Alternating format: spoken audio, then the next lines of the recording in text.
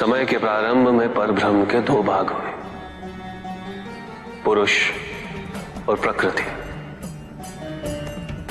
पुरुष ने अपने आप को तीन भागों में विभाजित किया, सृजन करता ब्रह्मा, वहन करता विष्णु और विलीन करता मैं। इन तत्वों को शक्ति प्रदान करने हेतु प्रकृति ने स्वयं को तीन भागों में विभाजित किया, लक्ष्मी, सरस्वती तथा शिवा। इन तीनों शक्तियों के तीन तीन रूप बने, जो तीनों प्रकार से सृजन, वहन और हरण का कार्यभार संभालते हैं। इनके ये 9 रूप ही 9 दुर्गा हैं।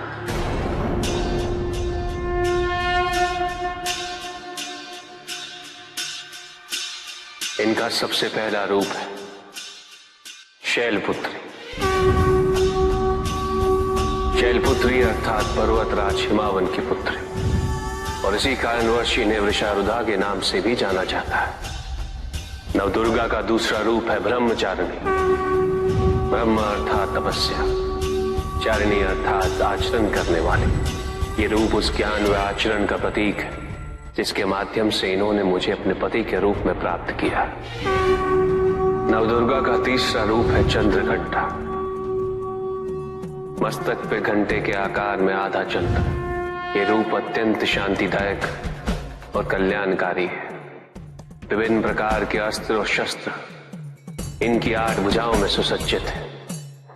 इनका तीसरा नेत्र सदैव खुला रहता है। यह नवदुर्गा का चौथा रूप। इनकी मंद मंद हंसी से संसार का जन्म संभव होता है, और इसी कारणवश इसे कुष्मांडा के नाम से जाना जाता है। अष्टभुजा, शस्त्रधारिणी, व्याघ्रवाहिनी, हिरण्यवर्णा, केवल यही है जो सूर्य के भीतर लोक में वास करती है। 10 दिशाएं इन्हीं से आलोकित है।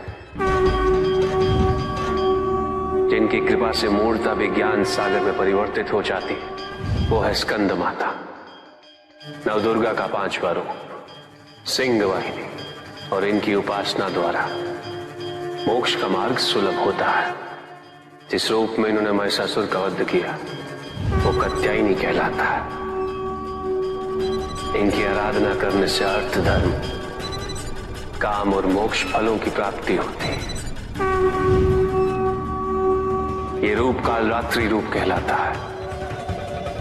एक हाथ में लोहे का कांटा और एक में खड़ग, जिनका आशीष शुभों का कर्ता और कारक है। ये अंधकार का विनाश करती हैं। इनकी आराधना करने से असुरी शक्तियां भी भयभीत हो जाती। ये इनका महागौरी रूप है।